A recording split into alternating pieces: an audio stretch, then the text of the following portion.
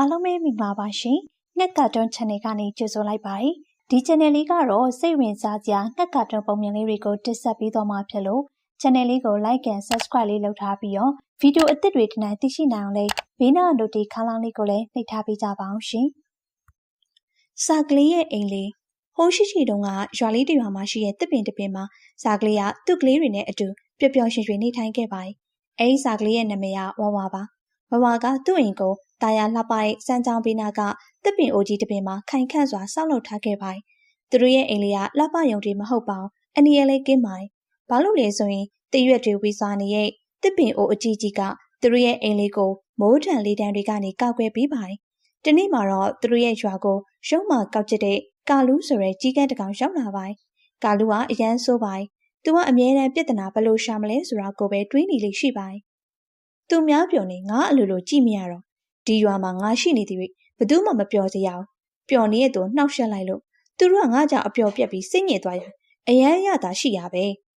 တနေ့မှာတော့ဝဝကအိမ်ထဲမှာသူ့ကလေးတွေနဲ့အတူတူအေးအေးဆေးဆေးအနားယူနေခဲ့ပါတယ်အဲ့ဒီချိန်မှာကာလူကစာကလေးတို့ရဲ့အိမ်ကိုရောက်လာပြီးတော့ပြောလိုက်ပါတယ်မိဝါရင်နေဒီမှာအိမ်ဆောက်ပြီးနေနေရနှစ်တွေတော်တော်ကြာနေပြီနော်ငါအထင်ဒီတစ်ကိုင်းကြဆွေးနေပြီထင်တယ်နော်ပြီးတော့နင်တို့အိမ်ကလည်းကြည့်ရတာတိတ်မခိုင်းတော့ငါဖြက်စည်းကျင်တော့အသာလေးဖြက်စည်းလိုက်လို့ရတယ်။နေုံစမ်းပြရမလား။ရှင်းတက်ပြီးတည်ငြိမ်တဲ့စာကလေးကပြုံးပြုံးလေးနဲ့သာပြန်ပြောလိုက်ပါတယ်။ရှင့်သဘောပါဖြက်စည်းကျင်တပါဆိုလဲဖြက်စည်းကြည့်လိုက်လေ။ကျမတော့ကျမရဲ့အိမ်ဆောက်တဲ့အရေးချင်းယုံကြည်မှုအပြည့်အဝရှိတယ်။စာကလေးရဲ့ခက်ချစ်ချစ်စကားကြောင့်ကာလူကဒေါသတွေအလိမ့်လိုက်ထွက်လာပါအောင်တယ်။ပြီးတော့သူကစာကလေးရဲ့မန်ချိုးဖို့ကြံစီပါအောင်တယ်။သူကဒေါသနဲ့တိတ်ရွက်တွေကိုစိတ်ချလိုက်ပါတယ်။အိမ်ကိုလည်းနှုတ်သီးနဲ့စိတ်ပါတယ်။တစ်ကိုင်းတွေကိုလည်းလိုက်စိတ်လိုက်ပါတယ်။ဒါပေမဲ့စာကလေးတွေအိမ်ကဘာမှမဖြစ်ပဲခန့်ထေစွာတည်ရှိနေစေပါ။ဒါကြောင့်ကာလူကစိတ်ညစ်ဒေါသဖြစ်ပြီးအဲဒီကနေပြန်ပြီးထွက်သွားပါအောင်တယ်။အဲဒီနေ့မှာပဲသူတို့ရွာမှာရုတ်တရက်ကြီးမိုးတီးထန်စွာရွာပြီးပြင်းထန်တဲ့မုန်တိုင်းလေးတိုက်လာခဲ့ပါတယ်။ဒါကြောင့်ဘဝလေးသူ့အိမ်အတွက်စိတ်ပူလာခဲ့ပါတယ်။မုန်တိုင်းအရန်ပြင်းတာပဲ။ငါရဲ့အိမ်လေးကဒီမုန်တိုင်းရဲ့အတောင်တောက်ခံနိုင်ပါမလား။ကာလူလည်းငါအိမ်ကိုမခိုင်တော့ဘူးလို့ပြောသွားလို့စိတ်ထင်နေရ။ဘာပဲဖြစ်ဖြစ်အားကိုးစရာဒီအိမ်လေးပဲရှိတာပြီးတော့စာကလေးကသူမရဲ့ကလေးတွေခေါ်ပြီးတော့အိမ်ထဲမှာအတူတူနေခဲ့ပါတယ်တခြားတစ်ဖက်မှာတော့ကာလူကဒုက္ခလလကြုံနေရပါအောင်သူ့မှာနားခိုစရာခိုင်ခန့်တဲ့အိမ်လည်းမရှိပါဘူးဒါကြောင့်သူကမုန်တိုင်းကိုအန်တူရင်မိုးရွာထဲမှာနားခိုစရာနေရာရှာနေခဲ့ပါတယ်ကာလူကဟိုဟိုတီတီပြန်တန်းရင်းနဲ့မောပန်းသွားပါတယ်ဒီလိုနဲ့ကာလူကကြောင်တကြောင်မှာနားခိုစရာအိမ်ငယ်လေးတစ်လုံးရှာတွေ့သွားပါတယ်ပြီးတော့သူကအဲ့ဒီအိမ်လေးစီကိုတွားလိုက်ပါတယ်ဒါပေမဲ့သူမလုံခြုံသေးဘူးလို့ခံစားနေရပါတယ်အခုတော့ငါစာကလေးကိုစိတ်ဒုက္ခပေးမိရဲ့အတွက်ကြောင့်နောင်နာရနေပြီသူလည်းအခုငါလိုကြောက်စိတ်တွေပြည့်နေမှာပဲရိုးသားပြီးစူးစမ်းတဲ့သူမြောက်ဒုက္ခမပေးရဲ့သူဟာသာအကောင်းဆုံးပါဒီနေ့ကစပြီးငါဘသူ့ကိုမှစိတ်ညစ်မလုပ်တော့ငါလည်းကန်းကန်းမွန်မွန်နေရော့မယ်စာကလေးကမုံတိုင်းအခြေအနေကိုအကဲခတ်ဖို့အပြင်ထွက်လာတဲ့ချိန်ဒုက္ခရောက်နေတဲ့ကာလူကိုတွေ့သွားပါတယ်ပြီးတော့သူကကာလူကိုသွားပြောလိုက်ပါတယ်နင်အကူညီလို့ငါအိမ်မှာလာနေလို့ရတယ်ဒါပေမဲ့တခုတော့မှတ်ထားနော်ငါတို့တခြားသူဘသူ့မှစိတ်နှောက်ယှက်ပြမလုပ်သင့်စိတ်ဆင်းရဲရတဲ့ဒုက္ခမသိလာဘူးကာလူရဲ့ကာလူကလည်းနောင်တရှာပြီးတော့စာကလေးကိုပြန်ပြောလိုက်ပါတယ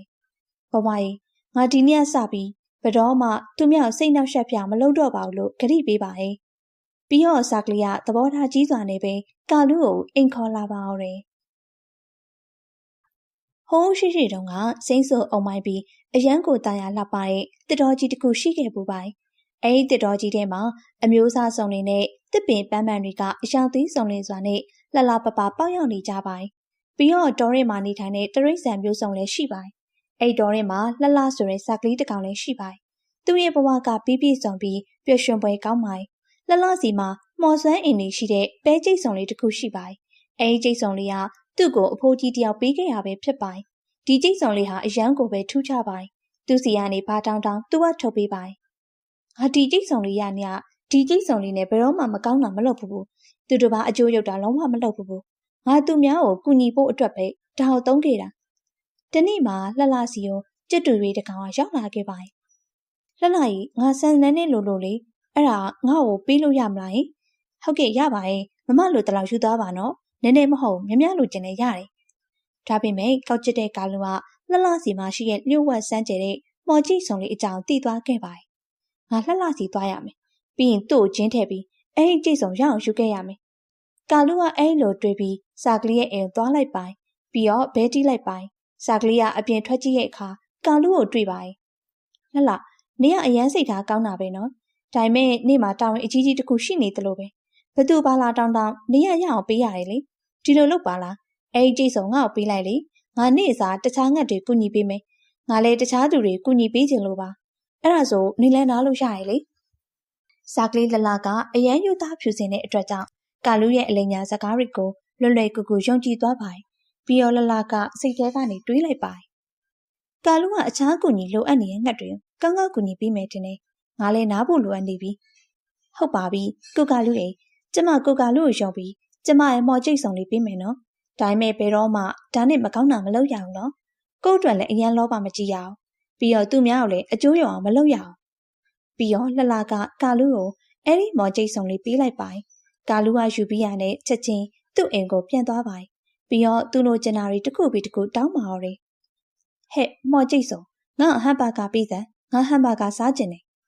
ကာလူကအဲ့လိုပြောလိုက်တာနဲ့သူ့ရှိကိုဟမ်ဘာဂါတွေအများကြီးရောက်လာပါ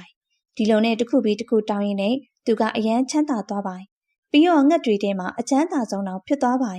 ဒါအပြင်သူကတခြားသောအကူအညီလိုအပ်နေတဲ့ငှက်တွေကိုလည်းမကူညီပေးတော့ပါဘူးဒီနေ့မှာကာလူစီကိုရာနူးဆိုတဲ့စာကလေးတစ်ကောင်ရောက်လာခဲ့ပါကာလူရေငါမှပဲမရှိတော့လို့ပဲရင်ချက်စားဖို့ပဲနည်းနည်းလောက်ပေးပါလားမပေးနိုင်ပါဘူးငါဘာကိစ္စနေပဲရင်ချက်စားဖို့အတွက်ပဲတွေပေးရမှာလေဒီလိုနဲ့ကြားလာတော့ကာလူရဲ့လောက်ရက်တွေကိုလှလှကတီးသွားခဲ့ပါကာလူကမော်ကျိတ်ဆောင်လေးကိုကျိုးအတွက်သာသုံးနေခဲ့ပြီးသူများအကျိုးမဆောင်ပေးခဲ့ပါဘူးလှလှကလည်းဒီเจ้าတွေတီးတီးချင်းအချိန်မဆွဲတော့ပဲကာလူစီကိုထွက်လာခဲ့ပါပြီးတော့ကာလူရဲ့အိမ်ကနေမော်ကျိတ်ဆောင်ကိုသူ့ဘာသာသူပြန်ယူလာခဲ့ပါပြီးရနဲ့အကူအညီလိုအပ်နေတဲ့ငှက်ကလေးတွေကိုချက်ချင်းပဲကူညီပေးလိုက်ပါတခြားတစ်ဖက်မှာကာလူရဲ့ကိုကျိုးအတွက်တောင်းထားတဲ့ပစ္စည်းတွေကအလိုလိုပြက်ကွယ်သွားခဲ့ပါကာလူလည်းလှလှကိုကြည့်ပြီးသူ့လုပ်ရက်တွေအတွက်အရှက်ရခဲ့ပါပြီးတော့နောင်တရစွာနဲ့ပြောလိုက်ပါငါသာဒီကျိတ်ဆောင်လေးနဲ့တခြားငှက်ကလေးတွေကိုကူညီပေးခင်ဒီနေ့ဒီလိုဖြစ်မှာမဟုတ်ဘူးငါနဲ့ထိုက်တန်တဲ့အပြစ်ဒဏ်ရခဲ့တာပဲကျမတို့ဒီပုံမြင်လေးကနေရတဲ့သင်ခန်းစာလေးကတော့လောဘမကြီးပဲသူများကိုကူညီပေးတင်ကြမှာပဲကိုယ့်ရဲ့စိတ်ဓာတ်ကရုံညံ့ရင်ကိုယ့်ရဲ့ကံကလည်းရုံညံ့နေပါလိမ့်မယ်တကယ်ချင်းတို့ရောဘယ်လိုမြင်လဲဆိုတာကောမန့်မှာဝင်ရောက်ဆွေးနွေးပြကြပါအောင်နော်ပြီးရင်ဒီလိုပုံမြင်လေးတွေကြည့်ရတာသဘောကျရင်ဆိုရင်တော့ကျမရဲ့ channel လေးကို subscribe လေးလုပ်ပေးခဲ့အောင်နော်နောက်ထပ်လည်းပုံမြင်ကောင်းလေးတွေကိုတင်ဆက်ပေးသွားမှာမို့လို့စောင့်မျှော်အားပေးကြပါအောင်ရှင်အားပေးကြတဲ့ပရိသတ်တယောက်ချင်းစီတိုင်းကိုလည်းကျေးဇူးတင်ပါတယ်ရှင်